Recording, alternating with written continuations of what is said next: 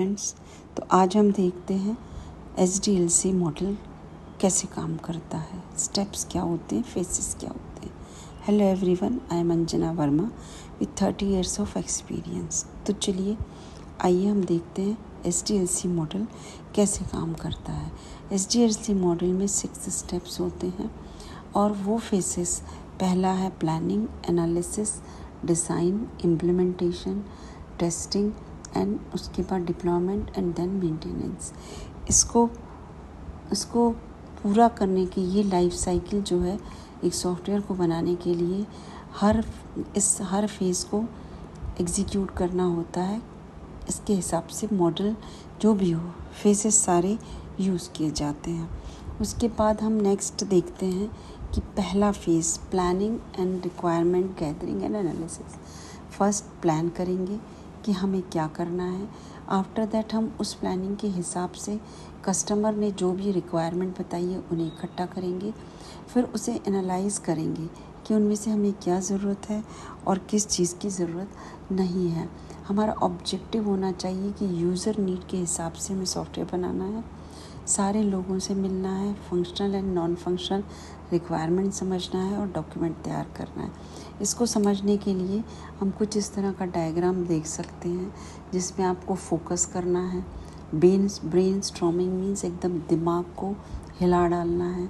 Observation के through, interview के through, सर्वे के थ्रू, सारे तरीक़ों से हम अपने रिक्वायरमेंट एनालिसिस को कर सकते हैं और फाइनली एक रिपोर्ट निकाल के तैयार करते हैं, जिससे कि हमें ये पता चलता है कि एक्चुअली कस्टमर को क्या सॉफ्टवेयर बनवाना है। आफ्टर दैट होता है डिज़ाइन करना। जब रिक्वायरमेंट गैदर हो गई, देन हम आर्किटेक्चर डिफ़ाइन करेंगे, कौन कौन से कंपोनेंट चाहिए, कौन कौन से मॉड्यूल, इंटरफेस क्या चाहिए। और अभी हमने देखा था कि हमें क्या चाहिए, प्लानिंग में हम देख रहे हैं क्या चाहिए, डिज़ाइनिंग में हम देखेंगे कि हमें वो कैसे चाहिए, किस तरह से उसको वर्क करवाना है। उसके लिए हम तरह तरह से डिज़ाइन करेंगे, आर्किटेक्चर डिज़ाइन करेंगे, डिटेल डिज़ाइन करेंगे और उसके बाद हमें जो मिलेगा उसको कहते हैं DDS, डिज़ाइन डॉक्यूमेंट। ये डिज़ाइन जो हो रही है ये बहुत सारे तरह से हो रही है। सिक्योरिटी डिज़ाइन होगी, सिस्टम डिज़ाइन होगी, हार्डवेयर डिज़ाइन होगी, सॉफ्टवेयर प्लेटफॉर्म डिज़ाइन होगा और सिस्टम आर्किटेक्चर डिज़ाइन होगा। लॉजिकल डिज़ाइन होगी, फिज़िकल डिज़ाइन होगी, कंसेप्चुअल डिज़ाइन होगी।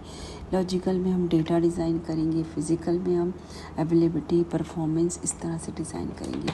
अब हमारा डिज़ाइनिंग फेज़ ख़त्म हो गया, कोडिंग फेज़ आया, यानी कि उस डिज़ाइन को जो हमने बनाई है उसे हमें कन्वर्ट करना है एक्चुअल सॉफ्टवेयर में।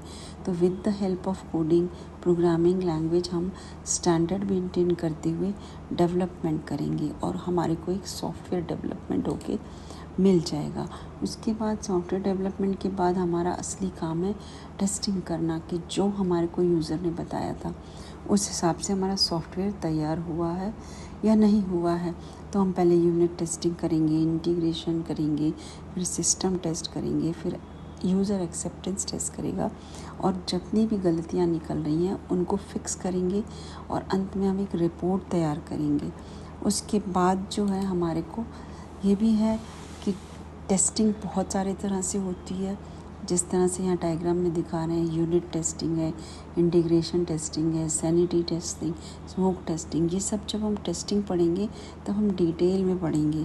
उसके बाद हमें डिप्लॉयमेंट करना है, यानी कस्टमर को डिलीवर करना है जो इसे यूज़ करने वाला है।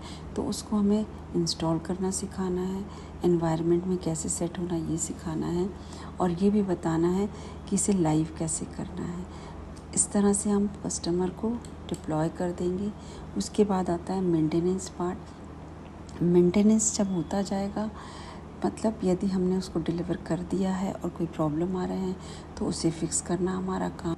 यदि हमारा वर्जन अपडेट होता है तो उसे अपडेशन की फैसिलिटी भी देना कस्टमर को हमारा काम होता है। करेक्टिव मतलब एरर फिक्स करना, एडेप्टिव मीन्स न्यू चीज़ों को एडेप्ट करना, उन्हें बताना और सिक्योर करना अपने प्रोडक्ट को। ये सारे काम मेंटेनेंस में आते हैं। यदि हमने उन्हें वारंटी दी है तो उसे फुलफ़िल करना, कमिटमेंट को पूरा करना। लाइक दिस हमें पूरे समय अपने शस्त्र के साथ तैयार रहना चाहिए Now next topic we will see in next lecture.